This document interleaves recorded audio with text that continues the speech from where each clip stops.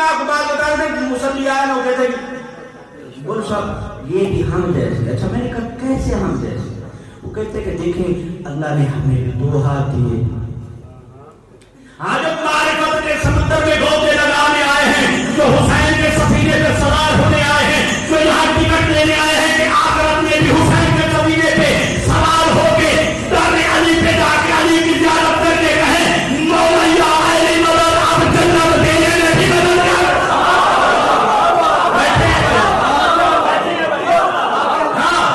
تو اب وہ کہتے ہیں ہم میں اور ان میں کیا فرق ہے؟ میں نے کہا کیسے؟ کہا ہمارے بھی 2 ہاتھ ان کے بھی 2 ہاتھ. سنے کے جملہ ہاں تو حسین سننے آئے. پھر میں نے کہا ایک بات سن, تجھ میں اور ان میں فرق صرف اتنا ہے جب تو 2 ہاتھوں سے اپنی بیوی سے سالن مانگے وہ نہیں دیتی, جب وہ ہاتھوں کا اشارہ کرتے کہ کبھی سورج بنا جاتے